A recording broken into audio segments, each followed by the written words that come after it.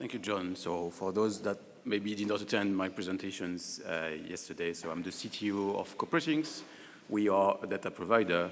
We collect data from various formats, including and primarily XBRL, and we are very much anticipating the availability of these reports in different jurisdictions. Now, the reason why I'm making this presentation is not just to present advanced use case, it's also to make a call to you to improve maybe or to work on how we present digital formats and their use in sustainability. How many of you in the room here I've had in the past year to talk to other people who were less knowledgeable about digitalization, about why this is a thing and why it is useful, right? How many of you? Just raise your hands, please. Had to talk about why we make this happen. If the standard setters don't raise their hands, there has something wrong, right? You have to explain why you are doing this, right? So the reason I want to make this talk is to say, how can we do it well? If you give the wrong first impression, people sometimes might have the wrong idea about why we are doing this and might not live with the impression that this is something that is necessary. So we have to start with the idea of, well, what's the use case? And the use case for me is going to be the same I presented yesterday. We want to make information easy to find in reports, and we want to avoid and to improve something that has been around for years and does not work well, which is having to rely on text and like having to look into information manually and then to have to copy paste and retype things, right? This has many disadvantages. So the point is you want to improve that. And the first thing you want to do if you want to communicate early and convince other people that we have to move away from that is to experience it for yourselves. In which I come with my second question, how many of you have opened and read through a whole sustainability report this year? Right, not so many, right? Well, if you want to explain to other people why we need something more efficient, you need to know that it's not efficient, and you need to experience for yourself how complicated it is to read through an ESG report right now, a sustainability report, and to get the information you're looking for, right? So I would first tell you, please do it for yourself. Select a company you like, maybe a company you invested in, and read their report, right? That would be the first step. The premise of digitalization, the points you should try to point out when talking about digitalization is first the fact that XBRL is supposed to bring clarity and ease of understanding in the report, where you can clearly understand what was meant. The second one is it's supposed to be also bringing efficiency, right? You have to show something that shows that using XBRL brings a lot more efficiency in getting the information and also a lot more ease of access, right? So, for instance, to us, right, as a user, the point for me is to show that you can just ask for the metric, the company, and the period, and get the data, right? So you don't have to read through the whole report. And that's where I would like to criticize, in the specific context of trying to convince somebody that digitization is a requirement, the use of viewers. The use of viewers in the case that was shown just before to show how taxonomy works is fine. But if you're trying to show to someone why we need digitalization, viewers are a really bad idea. And I've had experiences with people who were responsible for reviewing XBRL files when I pointed to them that, for instance, on a specific fact, the scale was wrong, right? It was supposed to be thousands and it was billions. They told me, why is it that important? You can see in the table, right, that the table says it's in thousands of euros.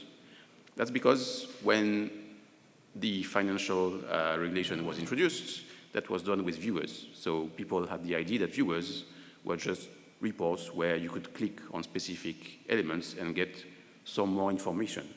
They didn't have the idea that the information was supposed to be extracted and shown in isolation, right? It was the same even inside this community when we've been discussing about narrative information, trying to convince people about why we needed information that was text to be understandable even inside of reports, right? People were just telling us, well, why don't you just read the report? It's like, yes, I mean, I'm supposed to be able to find the information fast, for it to be clear, for it maybe to be easy to understand, even if I'm not in the right language, so it should be in a format that allows me to do that. So I would encourage you to choose cases that emphasize these aspects, especially the efficiency part of it, which is usually like database or queries, right? The third thing I'd like to criticize sometimes is the choice of the use case. Usually, we like to explain things by starting with simple use case. And often, when I see people presenting why it's interesting to have digitized sensitive data, they start with scope 1. Scope 1, if you have a document, you can open the PDF, Control F scope 1, and there are items, you will just find the number, right? So you've essentially proved to the one you're trying to convince that, yes, you saved a few seconds by using XBRL, in which they might still think, right, that it's nice to have XBRL, but still, I can probably avoid making the preparer pay a few thousands of euros if all I'm going to gain is a few seconds for a user. And you can also see in there, this is also a type of case where people will also argue that AI would be able to do that, right? If you also type AI, they can say, why do you need XBRL? This is a case in which AI works really well. On the other side, they will say, for XBRL, you need to have some knowledge of the technical way it is built, so I'm going to favor AI. I don't need digitization in that case. So we need to work on cases where AI or where XBRL actually brings value, right? And there are many of them where XBRL is not just a nice to have, but an actual requirement. So first of all, you've got the language, right? If you're trying to look at a company that is not disclosing in English and not in a language you are familiar with, well, the Control F is not going to work, right? So you need some sort of solution for that, which, as I also shown yesterday for those who were there, does not really work with AI, right? AI in specific domains does not translate well. It doesn't know. And it's the case that in sustainability, we are using words that are common words that have other meanings in the general sense. So AI is not going to work well. The other reason is, of course, if they are using the PDF and they don't want an AI, well, they will not be able to understand that, right? So don't hesitate when you present the use case for sustainability to also show and start with examples in the foreign language, right? Though afterwards, you probably want to change to something that is in English so that people can see the information you have in the document.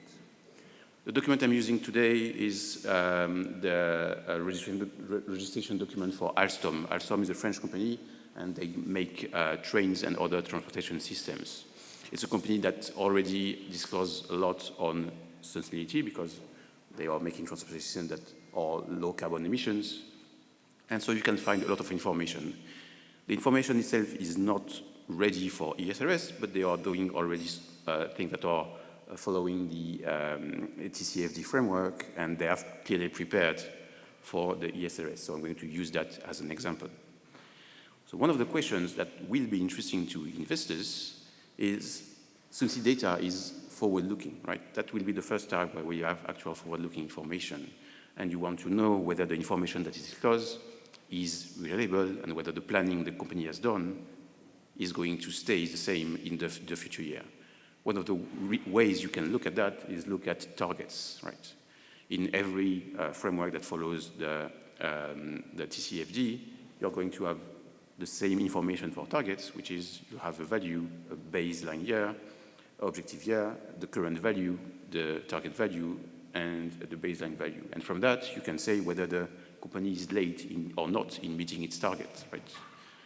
The issue is, if you're trying to do that manually, you're going to have to read through the whole documents to find where are the targets. In the case of Alstom, they have one table where they gather their main targets, and they pick the best ones, and then they've got another table or other places in the report where they talk about other targets.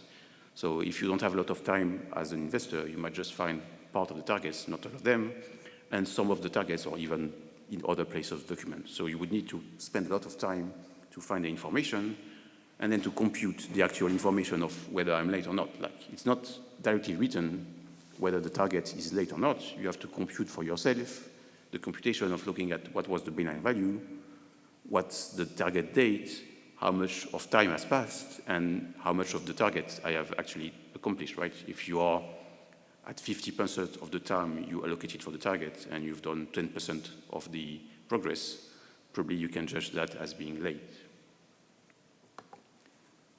On the AI side, I tested it out with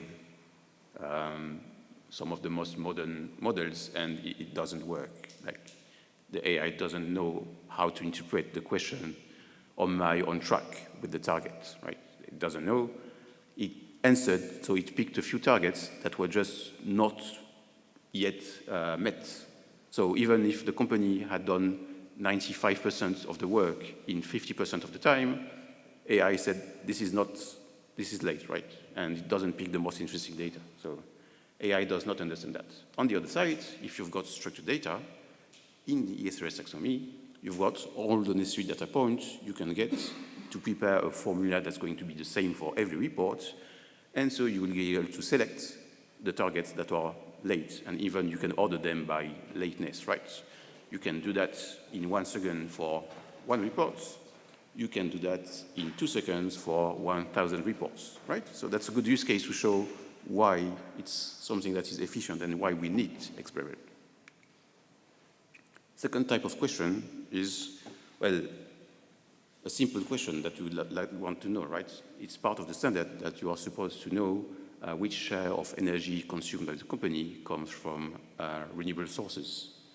Now, because you might not have digitization in the first year, some companies might just choose to disclose information from which you're supposed to be able to deduce the share of energy that is not renewable. So in here, Alstom, they made the choice of disclosing the share of electricity they consume that comes from renewable sources.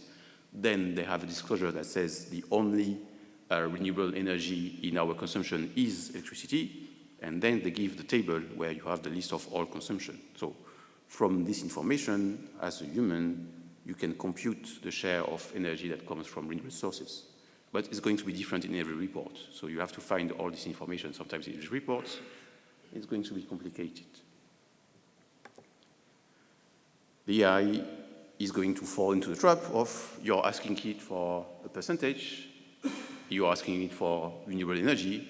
It's not going to find directly the percentage of renewable energy, so it's going to give you the next best thing, which is here, the percentage of electricity, right? So it's really easy for an AI to just give you the wrong ID here, right? The actual percentage is closer to 25% because it has other sources. And whenever an AI makes a mistake, it's also likely that a human that has not a lot of time to completely analyze will make the same mistake.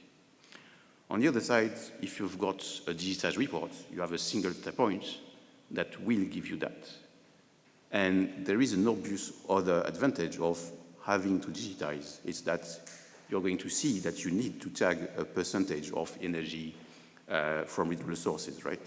So a company cannot get away with having confusing presentation that might be misleading. And I'm taking misleading as in, as you can see, a query might choose the wrong number. If you say you have to digitize it, then the company will have no choice but to actually present a percentage, right? So that also clarifies what type of standard we are talking about. And I see in the ESRS that there are still a lot of companies confused and saying, if I just give you the information from which you can compute the percentage, I'm fine, which is not the case. So generally speaking, if you want to show use cases where XBRL is going to be a huge advantage and probably necessary, choose data that requires both selection of specific data and computation. In this case, AI and humans will often make mistakes, and it's going to be way more costly to find for the information, not just a simple Control F like for the Scope 1 emissions. Other information that is necessary for analysis is to have comparisons. We've got a lot of data that is forward-looking.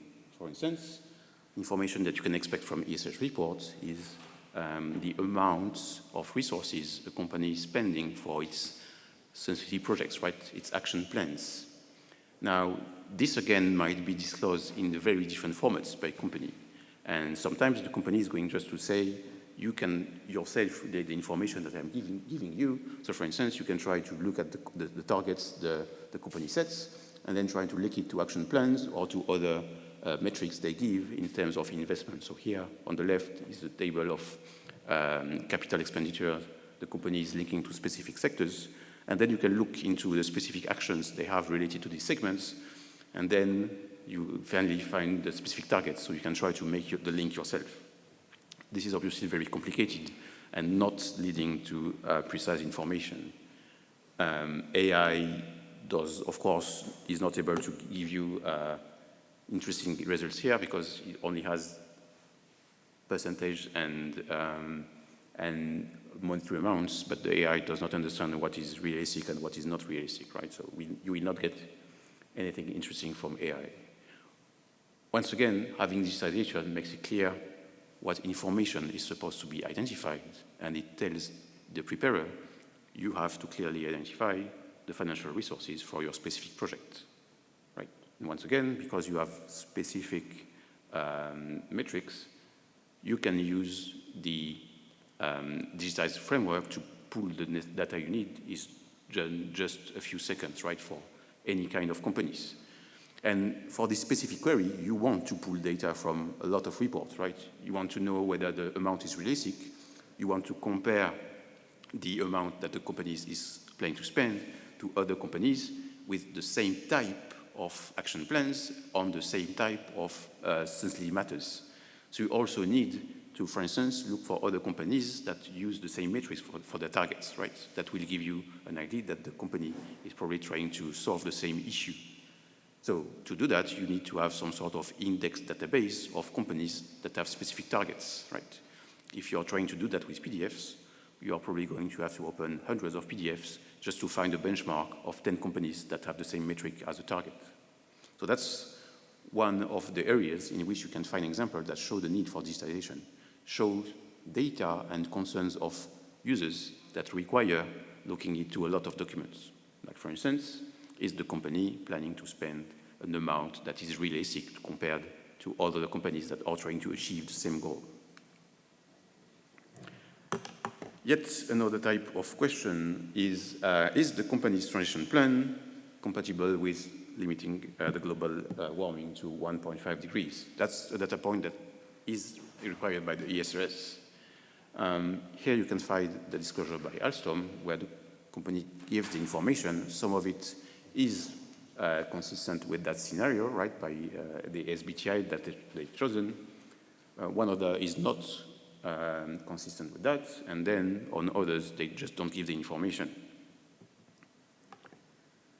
If you go into a document yourself and you try to find that information, well, how are you going to do it?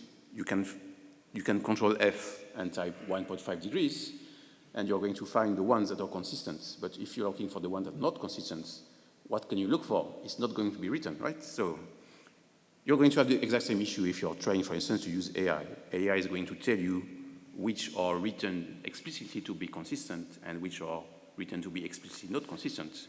But every time it's not written and it's supposed to be implicit, the AI is not going to be able to tell you, right? In the same way, like I said yesterday when we were talking about explainable AI, AI is never going to be to tell you for sure that something is not present in a report. So if you're looking, for instance, for the parts of the transition plan that are not consistent with the 1.5 degrees scenario, you cannot rely on AI to do that. And for yourself with the PDF, you're also not going to be able to do that. Now, in the ESRS, in the digital format, you're supposed to have this Boolean that's either true or false and can be filled whether the data is explicitly disclosed or not. So once again, you have a way to answer a necessary question from the user uniquely if the data is digitized. If we have PDF, that question will not be able to do any benchmark from that except by going through hundreds and hundreds of reports.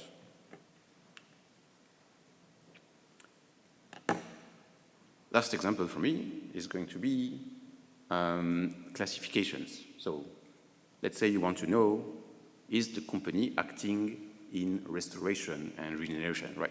For those of you that are not really similar, there is a classification that exists for certain types of sustainability action where you have to say, are you trying to reduce the impact that you're having on the environment? Are you trying to eliminate it? Or are you trying to compensate it? Or to regenerate, for instance, the damage that you have done, right? And for investors, these are different classes of actions. And you might think the government is planning, for instance, to have some subsidies for restoration projects. So in that case, you won't be able to select companies that are doing restoration projects. Well, if you ask that in Alstom's project, it's interesting because it's going to give you actions that talk about restoration, but they are not actually actions that the company is seriously putting out as their action on environment. They are in the engaging employees with sustainability part. So they say, we've made a few fun side activities with our employees where they go in and look into beehive or they plant gardens. But the company is not seriously saying that these are their action on environment, right? But the AI, we say, well, this is a restoration action, so I'm going to say the company is active in that, which is obviously wrong. When you have structured data, this information is digitally classified. So you will know with the enumeration mechanism that was shown just earlier, you will know exactly which companies have actions that are restoration action and exactly in which sustainability matters. So you can screen companies and know exactly which ones are active in that domain. Once again, on paper, that's just going to be impossible, right? If you try to read the action plans of companies, it's often very vague right now which case and which type of action plans they are. So, just to summarize first, what kind of use cases you can show if you want to show that digitalization is useful? But first, the ones that show classification, like the one I just shown to you, right? It might be very difficult for a human user reading through a PDF or for an AI to classify the type of actions you're doing, and there are tons of enumerations in the ESRS taxonomy, for instance. Second one is information that combine themes, like I've shown on the energy side. If you ask for a percentage of something, and it's not exactly the percentage that is disclosed, AI, for instance, is going just to select any percentage it finds. And for yourself as a human, if you look to the PDFs, you might also, of course, be misled because you are looking for a percentage. So you might control F percentage and not find the information you are looking for. Third one is data that is complex and requires selection and computation, for instance, ratios. Ratios, if it's not digitized, companies might just give the different parts of the ratio and leave that to the user to compute, in which case it's harder maybe for the human user to select the right information, to even know that they can compute that. And like I said, AI is usually not able to do that sort of thing. Fourth one is data that requires comparison with peers or with past disclosures, in which any way to answer the question, users have to go into a lot of documents, right? This obviously requires databases that are reliable and being able to make consistent database on the volume of companies that are supposed to do these disclosures requires digitalization, right? Of course, I mean, humans and data providers can keep doing that, but you don't want the cost necessarily that goes with going with one of the commercial data providers if, for instance, you want to give that value to civil society, right? The last one is, like I've shown on the case of the 1.5 scenario, if you want to know which companies do not fit certain criteria, because you don't have specific keywords. If the information is not disclosed in the report, you're not going to be able to find that information quick. You don't even know sometimes where it's supposed to be disclosed. And like I said, AI performs extremely bad on that type of information. So all of these use cases for which there are natural use cases for which financial analysts and other type of users will try to find that information require digitalization. And usually in the cost-benefit analysis that's done, people just compare the cost of creating that digital information to the benefits of users. But you've got also to take into account the benefits that users should have from the standard, right? What was the initial reason behind the digitization, and what was the reason why preparers spend so many time putting all that information, right? If all that information that preparers have to give and is expected from standard is not actually usable and not findable by the users, it's going to be a huge waste and huge cost to the users. And you've got two scenarios. Either the users absolutely want that information, right? They still need it for the analysis. They're going to spend a lot of money and a lot of time into finding that information, but that information is going to bill to preparers. Like I explained earlier, users and investors, they bill the sum of their research costs to preparers, and usually not to the right preparers, because investors are going to invest into sustainable company. So the sum of all the research done on sustainable and non-sustainable companies is going to be billed to the sustainable companies. And if you look at if you want to have an idea of the current costs of this financial research on sustainability, you can look at the cost for a company getting a sustainability rating, which usually goes into the hundreds of thousands of euros. The second scenario that I personally, being a little pessimistic, think is a little more likely is that there will be no benefit to user because this will be deemed too costly to be useful, right? So preparers will prepare that information, but the information will be seen as not standardized enough because it's not digital to be used. Like I said, I've been trying to use action plans when they were just paper and TFCD to say, how can I use that? And my conclusion was, it's not possible to me to come with a strict understanding enough that can produce reliable comparisons. So the risk I see is that we ask preparers to spend a lot of time creating reports that are just not going to be used. Users are going to go into the PDF, look for scope 1, scope 2, scope 3, electricity consumed, and then they're going to close the PDF. That's it. So do we want all the work that's been done to be just for that? Probably not. Something that I could not prevent myself from commenting on, and if you know me from before, it's data quality. Another side benefit, and I'm not saying that this should be part of your general advocacy, is you can also ensure that the data is right when it's digital. It's really hard just on paper to make sure that data is consistent. And on the financial side, when you got tables, there's a lot of consistency checks that are already there, so even on paper, you can to some extent see which things are absurd. When you just got one table like that and the number is alone, it's really hard to say whether the numbers are suspicious or not if you don't got like automated checks or if you don't got benchmarks with which you can say if the data is wrong. In this case, the company in the French report, they are saying that they have a goal of reducing their consumption by 20% from the baseline year.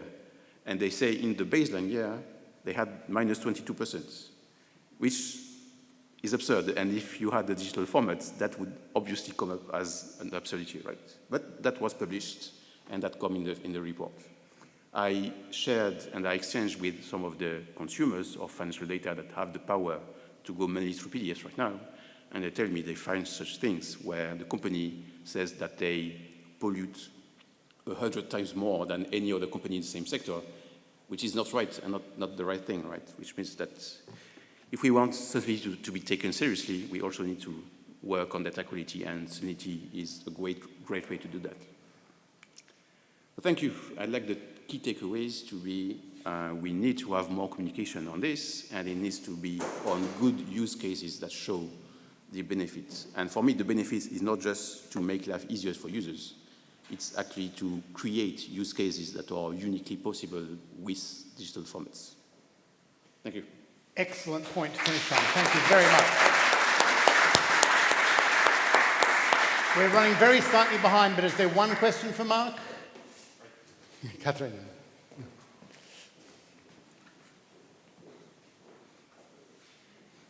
So one of the things that I know that taxonomy authors are working together is in the implementation of new semi-narrative elements on our taxonomy in sustainability. So we have Booleans on enumeration.